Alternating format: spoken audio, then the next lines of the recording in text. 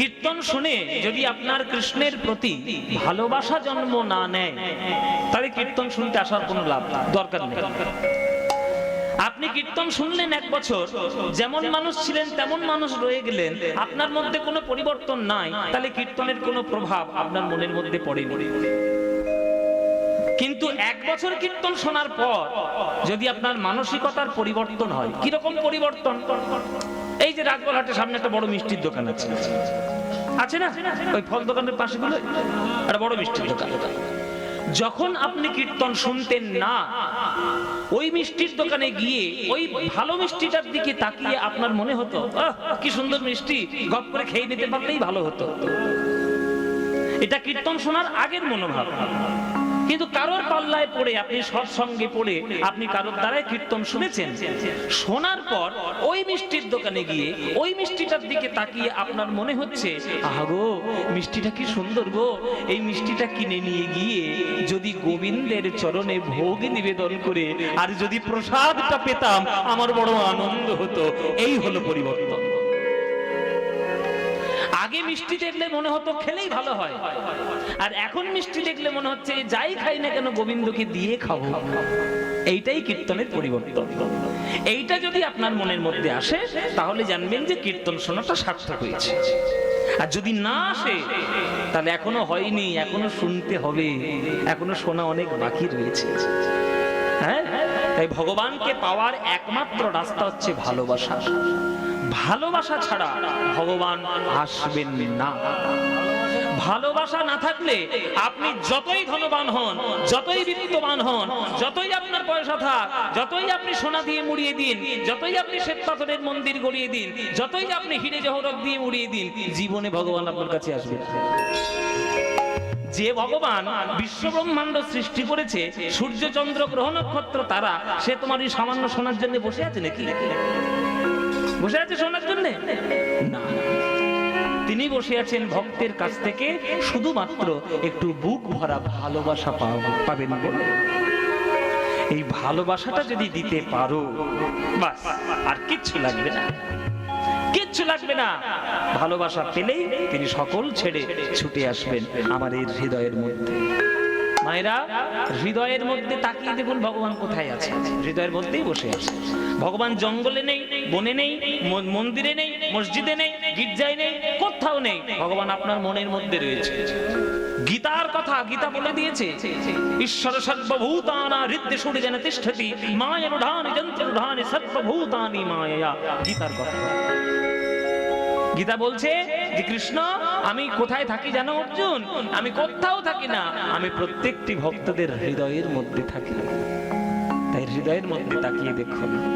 হৃদি পদ্মে চরণ রাখো বাঁকা ঘন শ্যাম, হৃদি পদ্মে চরণ রাখো বাঁকা ঘন শ্যাম, বাঁকা শিখি পাখা নয়ন বাঁকা ভঙ্গি মোটাম, হৃদি পদ্মে চরণ রাখো বাঁকা ঘন শ্যাম, বাঁকা শিখি পাখা নয়ন বাঁকা ভঙ্গি মোটাম, তুমি দাঁড়ায় ত্রিভঙ্গে অধরে মুরলী ধরি, দাঁড়ায় ত্রিভঙ্গে অধরে মুরলী ধরি, অধরে মুরলী ধরি, দাঁড়ায় ত্রিভঙ্গে অধরে মুরলী ধরি, দাঁড়ায় ত্রিভঙ্গে, বাঁকা শিখি পাখা নয়ন বাঁকা ভঙ্গি মোটাম, শিখি পাখা নয়ন বাঁকা ভঙ্গি মোটাম। এই গানটা কার লেখা বলুন দেখি, বলুন কার লেখা? বাংলা সংস্কৃতির সঙ্গে জড়িয়ে আছেন, বাঙালি বলে নিজেদেরকে পরিচয় দিচ্ছেন, গানগুলো জানতেন তো? এই গানটা যার লেখা, আজকে তার জন্মদিন। আজকে তার জন্মদিন। তিনি হলেন কাজী নজরুল ইসলাম। কাজী নজরুল ইসলাম। এই নজরুল ইসলাম আমাদের বাংলার জগতের কত গর্ব জানেন? যা রচনা, যা সৃষ্টি, যা করে গেছেন, ওই সৃষ্টি আর জীবনে হবে না বাংলায়। বাঙালিরা তো বুঝতেই পারলো না বাঙালিদের সৃষ্টি, বাঙালিদের সাহিত্য, বাঙালিদের সংস্কৃতি। বাঙালিরা বোঝে নেই। বাঙালিদের দুর্ভাগ্য, বাঙালি বোঝেনি। বাঙালি বোঝেনি, অন্য দেশের সংস্কৃতি নিয়ে তারা চড়াই উতরাই করছে। কলকাতায় গিয়ে দেখুন, কলকাতায় কেন সারা বাংলায় এখন ছড়িয়ে রয়েছে বিদেশি রীতিনীতিকে নিয়ে তারা মুখ আনন্দ করে ঘুরে ঘুরে বেড়াচ্ছে, লোকের মগজ ধোলাই করে বেড়াচ্ছে। এইটা হচ্ছে সঠিক। নিজেদের সংস্কৃতি তারা চিনল না। তারা কাজী নজরুল ইসলামকে চেনেনি, তারা চণ্ডীদাসকে চেনেনি, রবীন্দ্রনাথকে চেনেনি। শুধু নামে শুধু রবীন্দ্রনাথ জয়ন্তী পালন করে, রবীন্দ্রনাথকে শুধু পালন করেই রেখেছে। হৃদয় দিয়ে কেউ ভালোবাসে না। কেউ যদি ভালোবাসতো হৃদয় দিয়ে, তাহলে রবীন্দ্রনাথের গানকে, নজরুল ইসলামের গানকে মাথায় তুলে রাখতো। কাঁচা বাদাম বাজা বাদাম হিট হতো না। যদি হতো রবীন্দ্রনাথ ঠাকুর আর ওই নজরুল ইসলামের গান শ্রেষ্ঠ, তাহলে কাঁচা বাদাম ভাজা বাদাম হিট হতো না, এই গানটা হিট হতো। হয়েছে? এই গানটা হিট নয়। আমরা যারা গান বাজনা করি তারা ভালোবাসি, তারা গাই। গানের দর্শনটা বুঝুন। ইসলাম ধর্মে জন্ম নিয়েছে না, তার জাতের অহংকার, জাতের কোনো বিদ্বেষ, ধর্ম বর্ণ কর্ম কিচ্ছু মানেননি।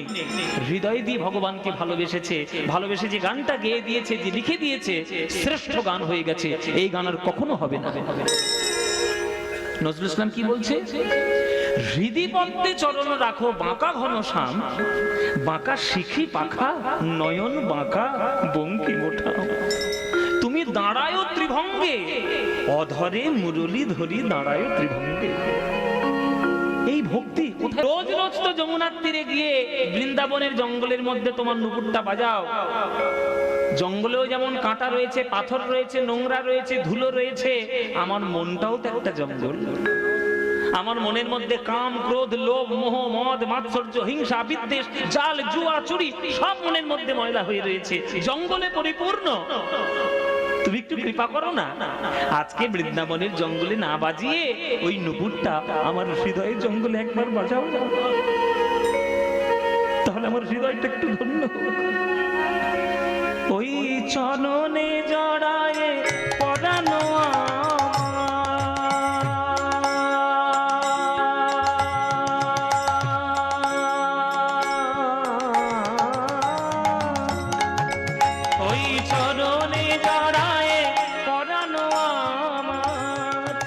যেন মঞ্জির হয়ে বাজে,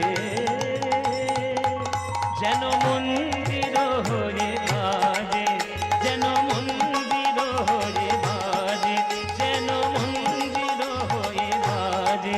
আমায় ঠেলে দিও না, ঠেলে দিও না, আমি যবন বলে যেন ঠেলে দিও না, আমি যবন বলে যেন ঠেলে দিও না, আমি যবন বলে যেন ঠেলে দিও না, আমি যবন বলে যেন ঠেলে দিও না।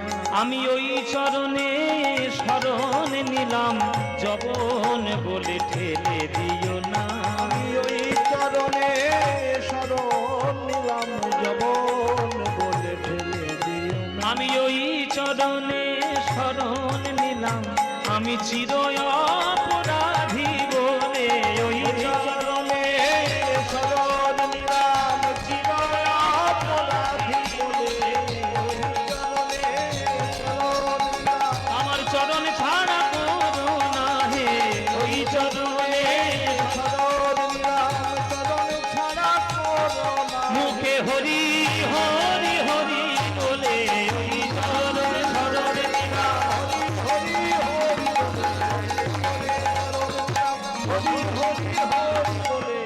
যবন বলে ঠেলে দিও না,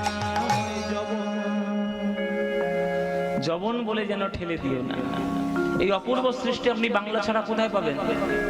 কোথাও পাবেন না। যারা বাঙালি হিসেবে, যারা বাংলার সংস্কৃতি বুঝেছে, তারা জানে বাংলা কি।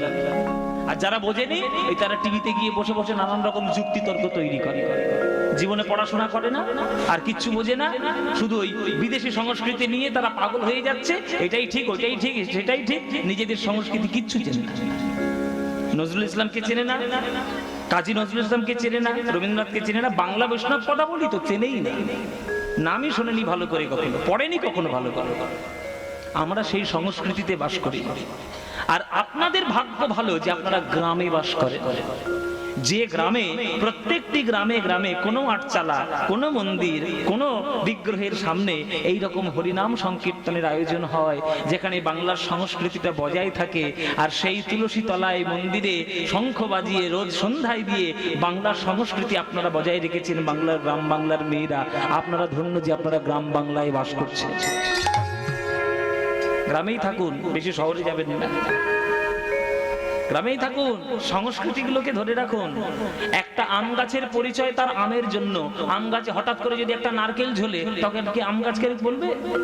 তখন আর আম গাছ কেউ বলবে না, কি গাছ কি বাবা বুঝতেই পারছি না, এইটাই বলবে। মহাপ্রভু সেচ বাংলার জাতির সংস্কৃতির একেবারে শির দ্বারা। ধর্ম, বর্ণ, জাত পাত কোনটাই আধুনিক মানুষ হিসেবে যদি বাংলায় কেউ এসে থাকে, সেটা একমাত্র মহাপ্রভু। আপনি বলুন, মহাপ্রভুর আগে এই গণ আন্দোলন কে করেছে? যে জাত চলবে না, বর্ণ চলবে না, সব জাতপাত বাদ দাও, মুচি মাতো সবাইকে কল্যাণ করে হরিনাম করো, কে বলেছে? 538 বছর আগে জন্ম নিয়েছিল নদিয়ার নিমাই, সে বলেছে। তাই মহাপ্রভুর মতো আধুনিক কেউ নেই। আমি মহাপ্রভুকে ভগবান হিসেবে তোমায় দেখতে বলছি না, যারা আমরা ভক্ত আমরা তাকে ভগবান হিসেবে দেখি। তোমরা যারা ভক্ত নাও মহাপ্রভুর, মানুষ হিসেবে দেখো। ইতিহাসের পাতাটা উল্টাও। এখনকার দিনের সিলেবাসের ইতিহাসে মহাপ্রভুর চরিত্র সম্বন্ধে কতটুকু লেখা থাকে? এইটুকু, একটা পাতা বোধহয় গোটা লেখা নেই। আর মোগল সাম্রাজ্য 20 পাতা 25 পাতা, মানে ওইটাই জানতে হবে, মহাপ্রভুকে না চিনলেও হবে। এই হচ্ছে আমাদের সিলেবাস। তাহলে আমরা কি চিনবো মহাপ্রভুকে নিয়ে, আর কি তাকে নিয়ে আন্দোলন করব? অহিংস আন্দোলন প্রথম করেছেন কে? গান্ধীজি নয়, মহাপ্রভু। আপনি পড়ুন ইতিহাস। খোল ভেঙে দিয়েছিল বলে মহাপ্রভু হাজার খোল জোগাড় করে মলয় চাঁদ কাজীর বাড়িটা ঘেরাও করেছে। কেন? মারামারি করবে বলে না, হরিনামের মহিমাটা বোঝাবে বলে। কীর্তন করতে করতে দলে দলে ভক্ত ঢুকছে চাঁদ কাজীর বাড়িতে। ঢুকে মহাপ্রভু চাঁদ কাজীর সঙ্গে তর্কযুদ্ধে বসলেন। তর্কযুদ্ধে তাকে যখন বুঝিয়ে দিলেন যে সনাতন ধর্মের হরি কীর্তন হচ্ছে শ্রেষ্ঠ গান, তখন মলয় চাঁদ কাজী স্বীকার করে নিলেন যে আমি তো কীর্তন ছাড়বই না। আমার বংশে জন্ম নিয়ে যারা কীর্তন গানে বাধা দেবে, আমি তাদের তেজ্য পুত্র ঘোষণা করব। পড়েছেন এই ইতিহাস? মহাপ্রভু কৃপা করে তার সমাধির মাথার উপরে একটা চাপা গাছ পুঁতে দিয়েছিল। দেখে আসুন মায়াপুরে এখনো সেই কাজীর সমাধি রয়েছে, আর চাপা ফুলের গাছও রয়েছে। রোজ একটা করে চাপা ফুল চাঁদ কাজী সাহেবের কবরের উপরে পড়ছে। এসব ইতিহাস কে জানাবে? সেই মহাপ্রভু আজ নবদ্বীপে ঘোষণা করলেন, গৌর চন্দ্রিকায় তিনি ঘোষণা করছে, শোনো, ভক্তির পুজো ছাড়া অন্য কোন পুজো চলবে না। কীর্তন ছাড়া বাংলাতে অন্য কোন গান চলবে না। কেন না? কীর্তনের মধ্যেই একমাত্র ভগবানকে পাওয়ার রাস্তা লুকিয়ে রয়েছে। শাস্ত্রে বলেছে, হরের নাম হরের নাম হরের নামৈব কেবলম কলৌ নাস্তেব নাস্তেব নাস্তেব গতিরন্যথা। কলিযুগে নাম বিনা গতি নাই, গতি নাই, গতি নাই। এবার নবদ্বীপের লোক কি ঘাস খেয়ে চলে? নবদ্বীপ হচ্ছে তখনকার দিনের অক্সফোর্ড অফ বেঙ্গল।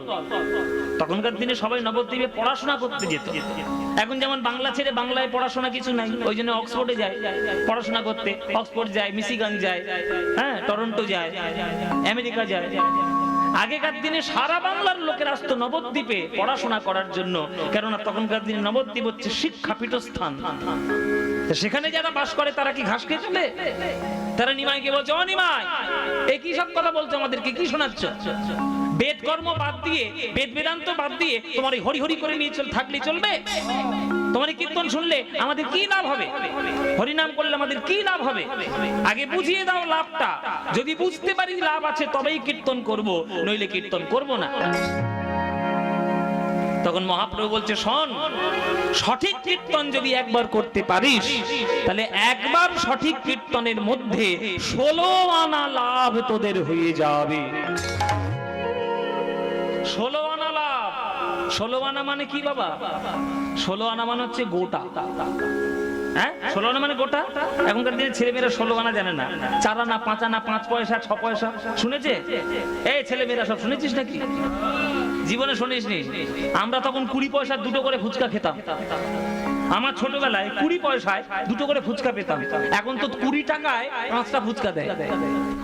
20 টাকায় 5টা দেয়, আর আমি 20 পয়সায় 2টো খেয়েছি। চিন্তা করো, তাহলে দিন চেঞ্জ হয়েছে, পরিবর্তন হয়েছে। মহাপ্রভু বলছে যে একবার কীর্তনের মধ্যে সঠিকভাবে ডাকলে 16 আনা লাভ পাবে। কি 16 আনা দেখে নাও। এবার মহাপ্রভু খাতা পত্র নিয়ে বসেছে, হিসেব করবে। এই বুঝে নাও তোমরা 16 আনা কি কি লাভ হয়। বাবা বুঝে নিন, বাবা টাকা নেবো গুনে, তত্ত্ব দেবো গুনে, সব একবারে বুঝে নেবেন। পুনঃ গিরিধারণ পূরব লীলাক্রম নবদ্বীপে করল প্রকাশ।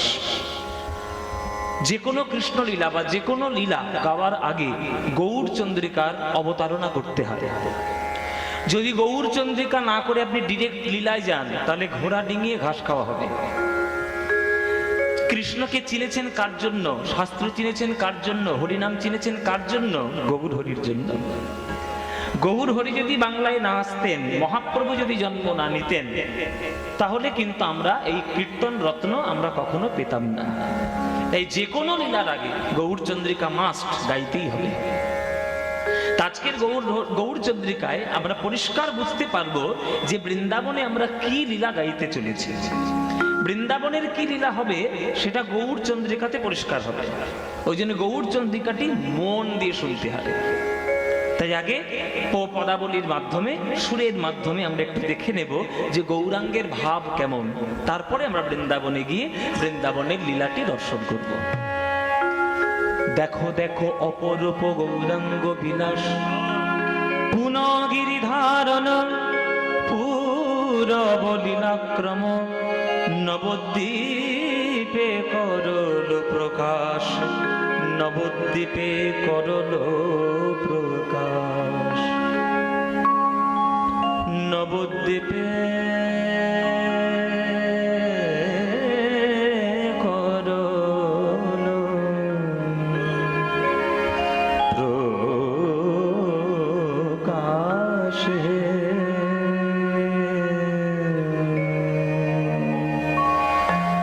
নবদ্বীপে নবদ্বীপে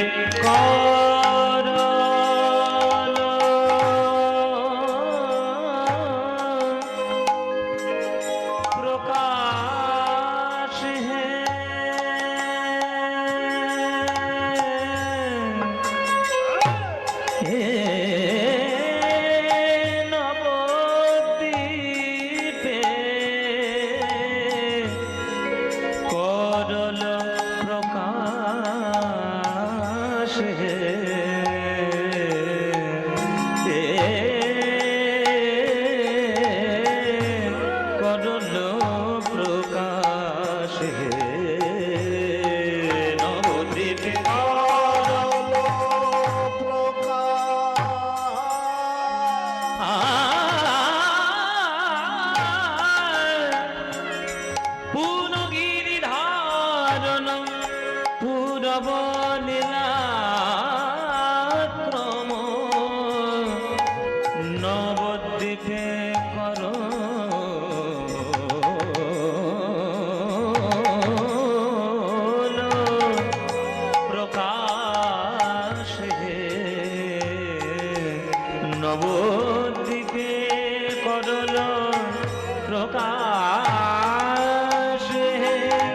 প্রকাশ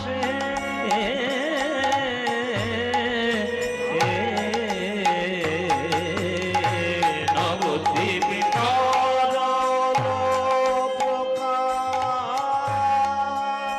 পানি সারে মাগরে পামাগরে গরে নিসা নি নি নি নি নি পানি সারে নিসা পানি দা পদা মাপা ধা পামাগরে রে নি ধনি পদা মাপা মাপা নি ধা নি দা পদা মাপা নি ধা নি দা পানি সারে নি দা পানি দা মারে সারে নি দা নি দা পদা মাপা নি দা পদা মগরে মাপা নি নি দা মাপা নি নি দা মাপা নি নি দা। নবদ্বীপে করল প্রকাশ। এই যে যে রাগটি গাইছি এই রাগটির নাম হচ্ছে দেশ রাগ। দেশ রাগের মধ্য দিয়ে গানটা গাওয়া হচ্ছে। এই দেশ রাগে আমাদের ভারতবর্ষের শাস্ত্রীয় সঙ্গীতে দেশ রাগ একটা খুব গুরুত্বপূর্ণ রাগ। बजे है सरगम हर तरफ से गूंजते हैं देश राग। ডিডি ন্যাশনালে এই গানটা হতো, এখনকার দিনে হয় না, মাঝে মাঝে হয়, ন্যাশনালেই হয় দেশ রাগের গান। তারপরে রিমি ঝিম এলো রে শ্রাবণ, আমার গুরুজির গান পণ্ডিত অজয় চক্রবর্তী। রিমি ঝিম এলো রে শ্রাবণ, বর্ষা সিক্ত হলো তপ্ত ভুবন। রিমি ঝিম দেশ রাগ। সখী সে হরি কেমন বল, শুনেছেন নজরুল ইসলামের গান, এটাও দেশ রাগের গান। নাম শুনে যার এত প্রেম জাগে, চোখে ভরে আসে জল, চোখে সে হরি কেমন বল, দেশ রাগ। সেই রাগের উপরে আমরা আজকে গৌড় চন্দ্রিকা গাইছি। পানি দাদা রে দাদা নিদা পাদা নিদা নিদা বা পাদা মা বাধা রে মা পানি নিদা নিদা মা পানি নিদা নিদা মা পানি নিদা নিদা নবদ্বীপে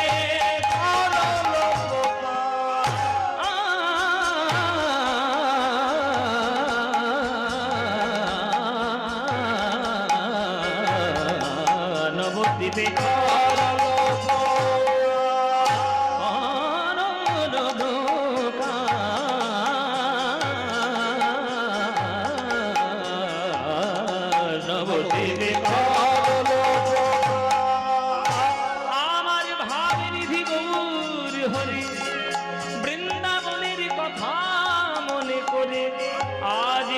হরি আমার ওই অপরূপী লীলা বিহারে বলি হারি যাই রে, বলি হারি যাই রে, ওই ভাব নিধি গৌর হরির বলি হারি যাই রে, ভাব নিধি গৌর হরি বলি হারি যাই রে, ভাব নিধি গৌর হরি বলি হারি যাই রে, ভাব নিধি গৌর হরি বলি হারি যাই রে। ভাবি যে কিছুই বুঝতে নারী বলি হারি যাই রে, ও কোন ভাবে বিভোর গৌর হরি বলি হারি যাই রে, ও গো স্বামী কিশোর না রাই কিশোরী বলি হারি যাই রে। পানি দামা গামা নেদা নেদা নেদা নেদা নেদা নেদা নেদা নেদা পানি দাদা নেদা নেদা নেদা ভাদা মা পানি নেদা নেদা মা পানি নেদা নেদা মা পানি নেদা নেদা কৃষ্ণ বলে বলি হারি যাই রে, রে মা পানি দানি দানি নেদা নেদা রে মা পানি নেদা নেদা নেদা নেদা নেদা নেদা নেদা নেদা নেদা নেদা নেদা নেদা ভাদা মা পানি নেদা নেদা নেদা নেদা নেদা নেদা নেদা নেদা নেদা রাধে রাধে রাধে বলে বলি হারি যাই রে, হরি হরি হরি বলে বলি হারি যাই রে, কৃষ্ণ বলে বলি হারি যাই রে, রাধে রাধে রাধে বলে বলি হারি যাই রে, হরি হরি হরি বলে বলি হারি যাই রে, হরি হরি হরি বলে বলি হারি যাই রে, হরি হরি হরি বলে নিতাই গৌর হরি, হরি হরি বলে বলি হারি যাই রে, রাধে রাধে রাধে বলে বলি হারি যাই রে, কৃষ্ণ বলে বলি হারি যাই রে, হরি হরি হরি বলে বলি হারি যাই রে, হরি হরি হরি বলে বলি হারি যাই হে। নবদ্বীপে করল প্রকাশ হে, নবদ্বীপে করল প্রকাশ হে।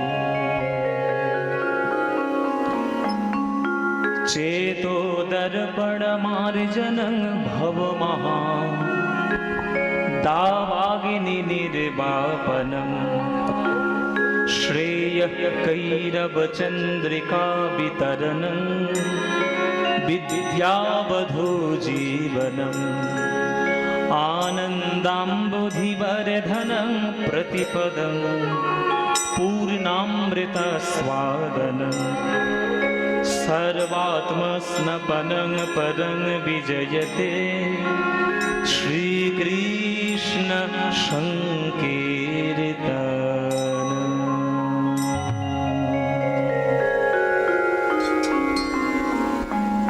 জয় নিতাই। উপস্থিত সকল কৃষ্ণ অনুরাগী গৌর ভক্তবৃন্দের চরণে আমার কোটি কোটি দণ্ডবত প্রণাম। আমার সকল গুরুবর্গের চরণে আমার শত সহস্র কোটি দণ্ডবৎ প্রণাম। এই হুগলি জেলার অন্তর্গত রাজবলহাট আমাদের অনেকের বাল্যকালের স্মৃতি, অনেকের বাল্যকাল জুড়ে যে নামটা বাবা মায়ের সঙ্গে জুড়ে থাকে সেটা হচ্ছে দুলাল চন্দ্র ঘরের তালমিছড়ি। তাদের গৃহাঙ্গনের এই অনুষ্ঠান, আজকে সেই অনুষ্ঠান আস্বাদন করার জন্য সবাই ছুটে এসেছেন কীর্তন শ্রবণ করার জন্য। কি আর শুনবেন আমার কাছে? আমার কাছে কিছু নাই, যা শুনে গেছেন কালকে সব হয়ে গেছে। কেননা কালকে এসেছিলেন আমার গুরু। সমুদ্রের কাছ থেকে ঘুরে আসার পর ডোবার কাছে কেউ ঘুর ঘুর করে কি? আমি হচ্ছি ডোবা। আমার কালকে যিনি এসেছিলেন উনি আমার গুরু, কীর্তন সম্রাট সুমন ভট্টাচার্য, যাকে ছোটবেলা থেকে দেখে কীর্তনকে আদর্শ বানিয়ে, তাকেই আদর্শ বানিয়ে আমার কীর্তনের পথে হাঁটা। কীর্তন ভালোবাসতে শিখেছি ওই মানুষটার গান শুনে। নাহলে কীর্তন তখন ওই পয়সা ইনকাম করার একটা ধান্দা ছিল, আর কিছু না। এখনো পয়সা ইনকাম করি না, করি, এটাই মেন আমার রোজগার, এটাই জীবিকা। কিন্তু এখন রোজগারের সঙ্গে সঙ্গে কীর্তনের প্রতি একটা নিবিড় ভালোবাসা আছে। সেই ভালোবাসাটার সঙ্গে যোগাযোগ করে দিয়েছিলেন সুমন ভট্টাচার্য। আমার যখন বয়স 13 বছর বয়স, ওনার প্রথম গান শুনি আমাদের বাড়ির কাছে। সেই থেকে ভগবানের কাছে প্রার্থনা করেছিলাম যদি কীর্তন শিখতেই হয় এনার কাছেই শিখবো, নইলে কীর্তন ছেড়েই দিই। যাক, অনেক চেষ্টার পরে, ধরার পরে ওনার কাছে যাওয়া হয়, কীর্তন শেখা। আর এখন সব থেকে বড় আনন্দের ব্যাপার, তার কাছে কীর্তন শিখে, তারই আশীর্বাদ ধন্য হয়ে, তারই আদর্শে চলে জি বাংলা সারেগামাপার মতে এত বড় একটা মঞ্চে শুধু প্রতিযোগী হিসেবে নয়, পুরো কম্পিটিশনটা জিতে নিয়ে তবেই সেই কীর্তনকে নিয়ে ফিরে আসা, এটা আমার একটা বিরাট বড় প্রাপ্তি আমার জীবনে। এটা মূল কৃতিত্ব ওই গুরুদেবের কাছেই যাবে। ওই জন্য আমি যখন সারেগামাপায় চ্যাম্পিয়ন হয়েছিলাম, চ্যাম্পিয়ন হয়ে যাওয়ার পর এক সপ্তাহ সব বিভিন্ন চ্যানেলের কাজ করবো সব সেরে, তারপর আমি সোজা গাড়ি নিয়ে গুরুর বাড়িতে চলে যাই, গুরুদেবকে প্রণাম করতে যাই, কেননা তারই আশীর্বাদে আমার এত বড় একটা জায়গায় যাওয়া। তো সব থেকে আমার কাছে বড় পুরস্কার হলো সারেগামাপার জিতে আসা নয়, সারেগামাপার চ্যাম্পিয়ন হওয়া নয়। সাউন্ডটা একটু দেখে নাও বাবা, সাউন্ডটা ওইদিকে সাউন্ডটা হচ্ছে না, ওই স্পিকারগুলোর সাউন্ড একটু দেখে নাও। তো আমাদের ভেতরটা নয়, বাইরেরটা দেখো। ভেতর ঠিক আছে, ভেতর ইনপুট ঠিক আছে, আউটপুটটা একটু দেখে নাও। জয় নেতা। তো সব থেকে বড় পুরস্কার আমার পাওয়া আমার জীবনে হলো যে আমি যখন সারেগামাপার চ্যাম্পিয়ন হয়ে যখন আমি ওনার কাছে প্রণাম করতে গেলাম, আমার জন্য উনি নিজেই বাজার থেকে একটা মালা কিনে নিয়ে এসে আগে থেকেই দাঁড়িয়েছিল যে এসো তোমার গলায় পরিয়ে দিই আমার মালা। এর থেকে বড় পুরস্কার কি হতে পারে? যার কাছে কীর্তন শিখে আমি কীর্তনের পথে এগোনো, তিনি একটা সম্মান করে আমাকে আদর করে, স্নেহ করে, ভালোবেসে তারই একটা কিনা মালা দিয়ে আমাকে বরণ করে নিচ্ছে। এর থেকে বড় পুরস্কার আমার জীবনে হতেই পারে না, হতেই পারে না। আমি যাই পুরস্কার পাই না কেন, এটার থেকে বড় পুরস্কার আর হবে না। তাই কালকে আপনারা সমুদ্রের গান শুনেছেন, আমাদের আজকে ডোবার কীর্তন শুনতে এসছেন। যদি ডোবার ধারে একটু ব্যাং ট্যাং ডাকে কিছু মনে করবেন না, হ্যাঁ, মাঝে মাঝে একটা ব্যাং ট্যাং ডাকতে পারে। এই সমুদ্রের ধারে তো ব্যাং ডাকে না, সমুদ্রে সব বড় বড় সব তিমি মাছ টাছ খেলে। যাই হোক, জয় নিতাই। কালকে গুরুর গান শুনেছেন, আজকে আমার সাধ্য মতো চেষ্টা করছি আমার গান শোনানো। প্রথম কথা হলো, কীর্তন যে শুনতে এসেছেন আপনারা, এ কি জি বাংলার পদ্মবরসকে দেখার জন্য এসেছেন নাকি কীর্তন শোনার জন্য এসেছেন? দুটোই। বেশিরভাগ কিন্তু দেখতে এসছে জি বাংলার পদ্মবরসকে দেখে আসে। রোগা না মোটা, কালো না ফর্সা, লম্বা না বেটে, একটু দেখে আসে। টিভিতে দেখেছিলাম তো, এইটা হচ্ছে মূল উদ্দেশ্য। কিন্তু আমার আপনাদের সবার কাছে প্রার্থনা, কীর্তনের মূল উদ্দেশ্য আমাদের জেনে নিতে হবে। কীর্তনের মূল উদ্দেশ্য কি? কেহ কহে নাম লইলে পাপ হয় ক্ষয়, কেহ কহে নাম লইলে স্বর্গপ্রাপ্তি হয়। ঠাকুর হরিদাস কহে নামের শুধু দুই ফল নয়, নাম লইলে কৃষ্ণ পদে মধুর প্রেমের উদয়। এইটাই হলো আসল তত্ত্ব, একদম হিসেব করে বুঝে নেবেন। শুনেন 16 আনা লাভ দেখুন। শুদ্ধ ভক্তি গোবর্ধন তোমরা পূজা করো জগজন, এই বিধি দিলা জগ মাঝে রে, শ্রবণাদি নবয়ঙ্গ আর কল্পতরু ময় শৃঙ্গ। শ্রবণাদি নবয়ঙ্গ কল্পতরু ময় শৃঙ্গ। পঞ্চরস ফল তাহা সাজে। হিসেব কষো, এই যে খালি পাখার বাতাস করছে। খাতা বার ধরো, খাতা বার করো। খুব গরম লেগেছে না? মায়েরা বলছে বাবা গান করতে এমন সময় এলে এত গরমে করে মরেই যাচ্ছে। ঘরে এসে ঘরে এসিতে বসে থাকতে পারতে তো।